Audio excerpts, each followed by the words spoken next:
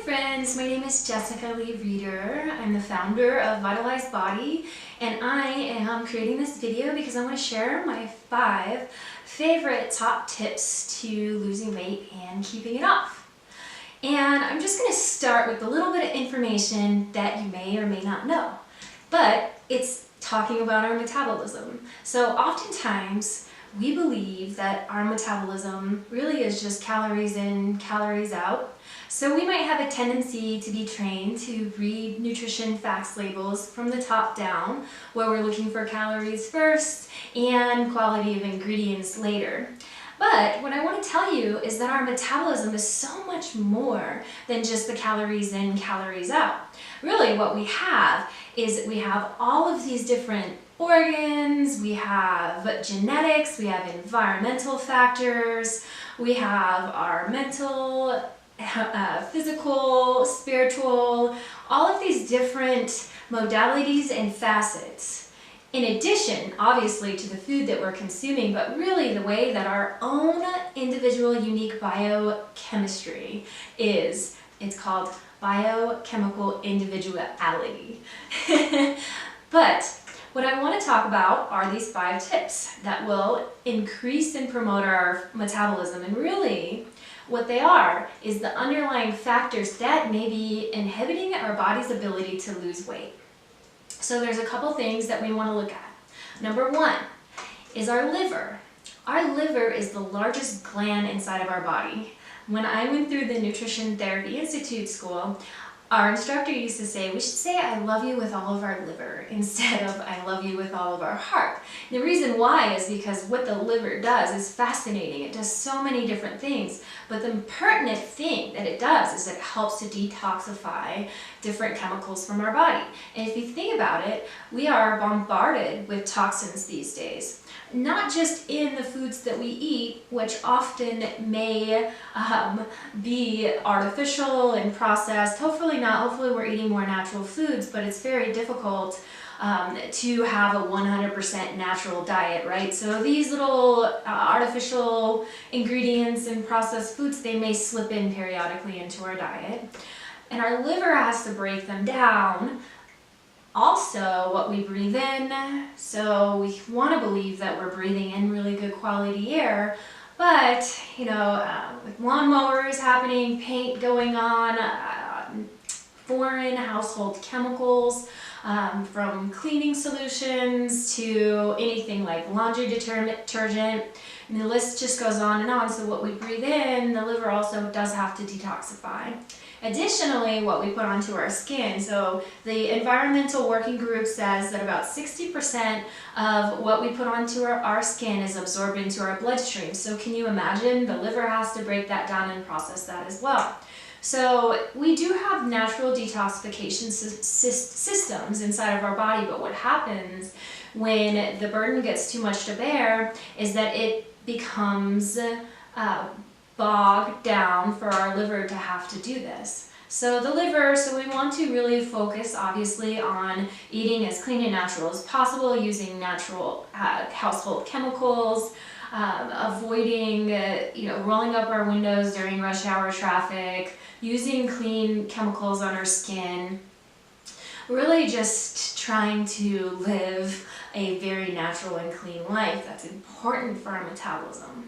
So if they even think about the supplements that you're consuming, are they clean, are they whole foods based? So the liver is a big part. Number 2, the GI tract. The GI tract is basically where we absorb and digest our food. So if our GI system is off, then that's very problematic for our body. I don't know if you've heard of the term leaky gut, but this is something that is very prevalent nowadays. Food sensitivities, different bacteria and yeasts, and lots of different issues with the GI tract. So we want to be able to look and really take a very stone hard look at our digestion. Are we having 1 to 2 solid bowels a day? If not, are they loose? Are we having diarrhea, cramping, bloating, nausea, heartburn? These things may be caused from potential food sensitivities, and in that case we want to look at something like an LCAT food sensitivity test, which is a blood test that I offer in my practice, or an elimination protocol, which I can also guide you through, and I'll have totally separate YouTube videos based on these things in the near future. But also, you know, if we need a stool test or lactose intolerance test, I mean, there's so many different testing that we can do to really determine what's going on with our GI tract and to get it normalized through different solutions that involve food, possible supplements, patience, and guidance from a nutritionist as well. So GI tract is number 2. Number 3 is your thyroid. So the thyroid is our master metabolism regulator, and oftentimes if you go into a doctor's office, they may not draw your thyroid panel as part of your annual comprehensive panel. So what I would encourage you to do is to ask to have your thyroid panel drawn. It's called the TSH, it's the thyroid stimulating hormone, but you could also add on free T3 and free T4 and thyroid antibodies too, if you want to see maybe if you have an autoimmune disorder called Hashimoto's that may be attacking your thyroid.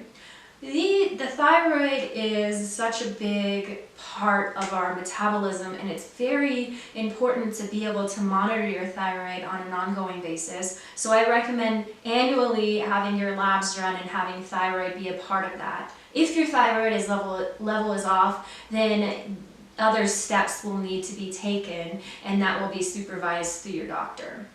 But just get you thinking about your thyroid, right?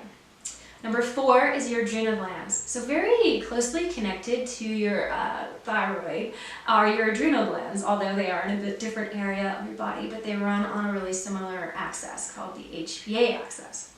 The adrenal glands are small, they're about the size of a walnut, and there's one on top of each kidney, and they release cortisol, your fight or flight.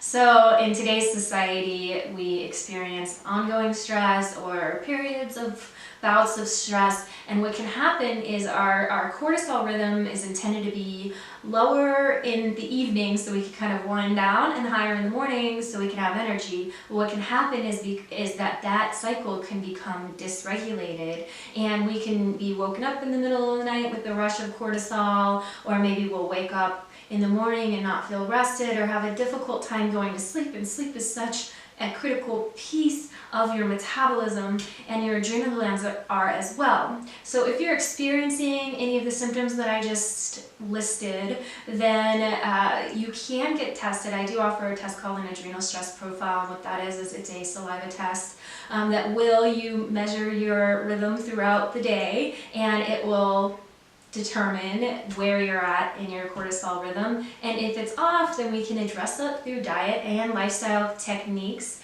like meditation and yoga and deep breathing. Those are all so beneficial, not only for your mind but for your body as well, which obviously we know they're very connected. Number 5 is blood sugars. So oftentimes when I speak about blood sugars in my practice, my clients will say, oh, I know everything about, reading labels for sugars. That's just one piece of the puzzle when I speak about blood sugars. You can, ensure that you're consuming an X amount of calories a day with an app. MyFitnessPal is a great app, and you can kind of log the amount of sugars or write them down, but it's very difficult to be able to determine sugars because you're getting natural sugars from your fruits, from your vegetables, and from dairy if you consume dairy. Added sugar is basically anything else. So I would encourage you to avoid added sugars. If you want to sweeten things, you can use extracts like ginger, hazelnut, vanilla, stevia, and monk fruit are herbs, so they would be natural sugars that won't interfere with your blood sugar spikes throughout the day. But also eating every 2 to 3 hours, having food on hand, thinking ahead of time of what you're going to eat is very important. And then monitoring your sugar intake. So when I first read about sugars and started to study it. I was having fruit with granola and berries every morning, and then I would just plunge right after the morning. My energy level would just dip, and I'd be so hungry. When I calculated how many sugars I was eating, it was like 76 grams of sugar. So for women, I recommend less than 24 total grams of sugar. For men, less than 36 total grams. So we're talking fruits, vegetables, and dairy primarily in your diet. There's so much more to this, and I am going to be sharing this throughout all of my series of YouTube videos. So I'll look forward to you connecting in. If you like this video, please give it a thumbs up, share with your friends, and subscribe. And if you want to get the full webinar series that I created, it's about a 30-minute long video. I'll attach it in the notes of this, and you can view it, and it will go a little bit more elaborately into what we discussed today and the testing for it.